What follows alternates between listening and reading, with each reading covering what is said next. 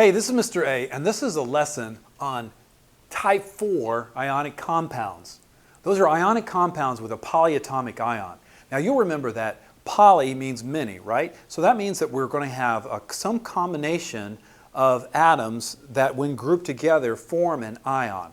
Now there are some the polyatomic ions that you're going to have to know. Well, actually you don't have to know them because you're going to get this sheet during your test. It includes your handy-dandy periodic table on one side, and then it has a compressed version of your the periodic table on the other side, complete with oxidation numbers for some of the groups of elements across the top here. But you'll also notice down at the bottom are two tables.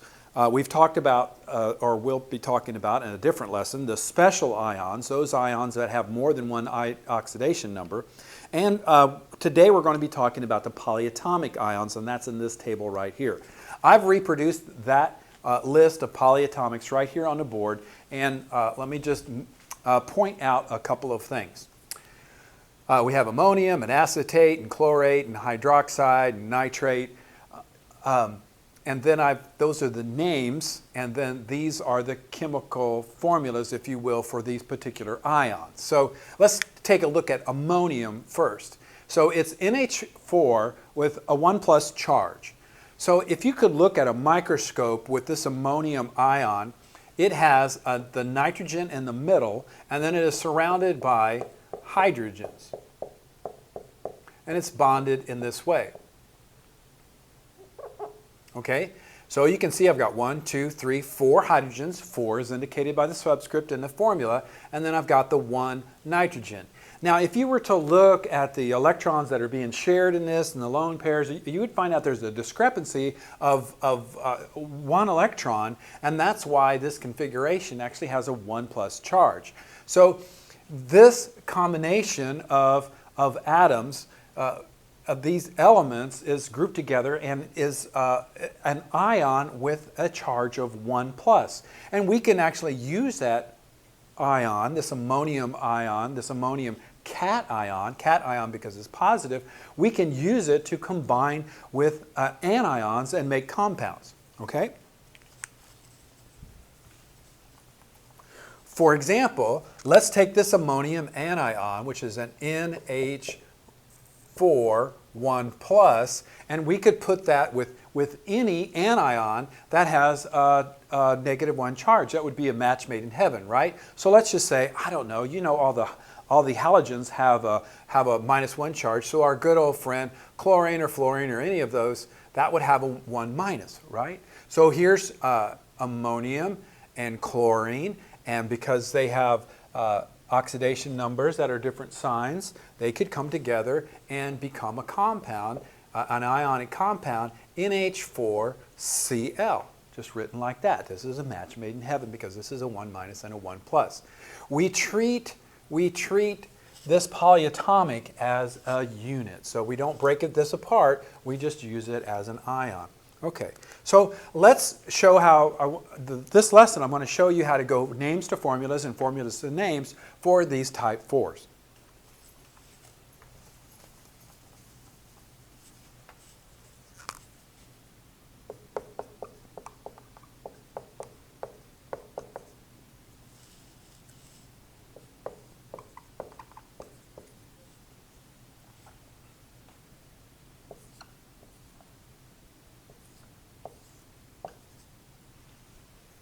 Okay, so let's first do formulas to names. Here's a formula of an ionic compound that has a polyatomic ions in it. Now, how would you know that? Well, first of all, it looks kind of fishy because there are actually 3 different elements in this formula. Most of the time we've been working with binary ionic compounds. Binary means 2. Oh, there's not 2 here. What you have to be able to do is to train your eyes and recognize that CO3 is one of our polyatomics. In fact, it is carbonate. It is carbonate. Once you have done that and you've looked at the table and you've looked up the name that for CO3 is a carbonate, then you just say the name.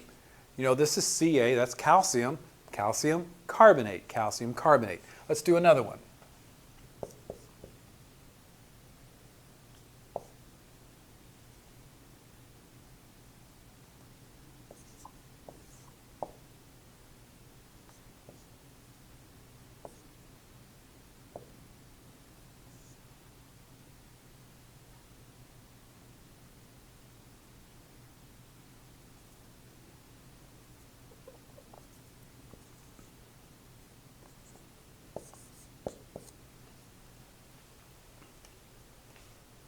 Here's a formula for aluminum. Well, I know that's aluminum, but what is that combination of elements? SO4, well, that's a sulfate. Not sulfide, but sulfate, right? Sulfide would just be sulfur with an IDE on it, and that would just be the ion, the anion for sulfur, sulfide, but that's not what this is. We would say sulfate. Why? Because that's the name it's actually given. It's called a sulfate if it's this SO4 2-. Know that we don't say that, just like before, when we are saying the names from a formula, we ignore the subscripts. And we're just say the name of the cation, say the name of the anion. In this case, the anion is a polyatomic. Okay? Now, the interesting thing about these polyatomic ions, it could be a cation or an anion, right? So we have, well, there's really only one cation, and that's ammonium. That's the only polyatomic ion in this list that has a positive charge.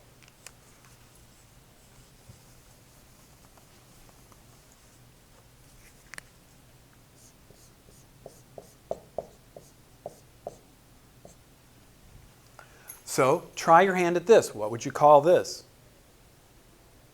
Recognizing that NH4 is the ammonium cation, it has been paired with a fluorine, and in the compound we would say fluoride. So it's ammonium fluoride. So this is pretty easy. Why don't you go ahead and practice with those examples that are listed on your worksheet here on the back page.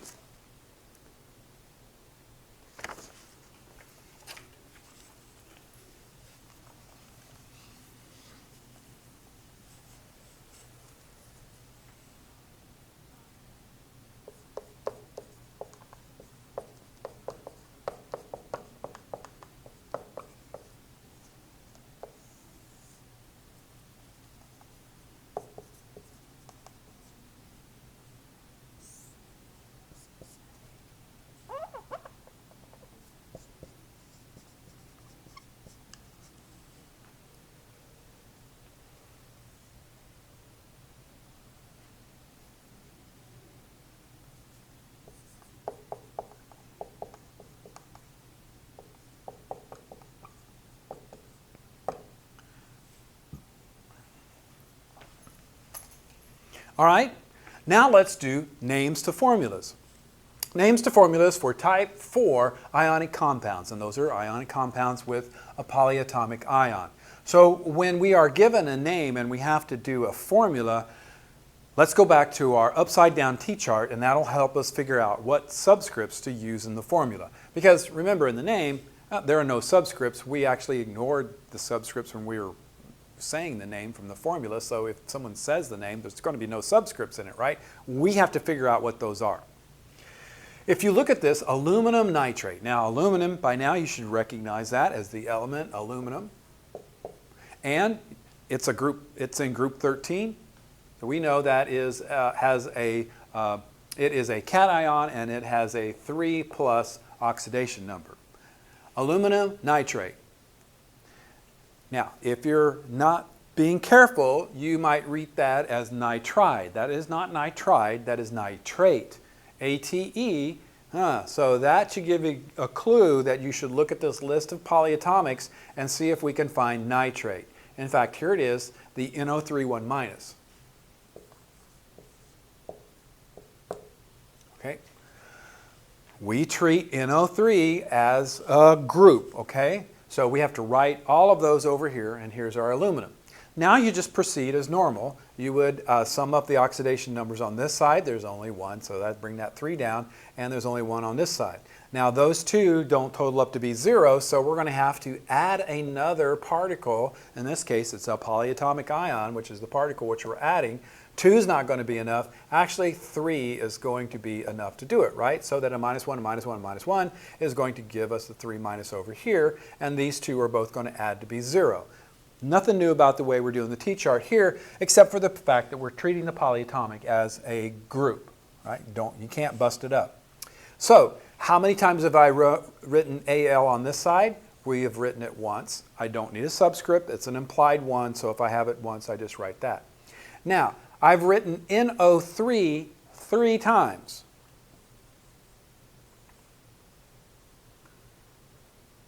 This is a little bit of a problem because usually we would write the subscript 3 here indicating that there are 3 of these particles in the formula, but there's already a 3 here because of the NO3. This is where parentheses come in. So we are treating it as a unit, as a group, putting parentheses around it, and then this 3 on the outside of the group indicates that we're multiplying everything inside these parentheses by that subscript. So this tells me that there are 3 NO3 particles combined with aluminum to make the compound aluminum nitrate. That can get a little bit confusing, huh? Why don't you try your hand at the practice below? Type 4, names to formulas, and this is the last exercise on your worksheet.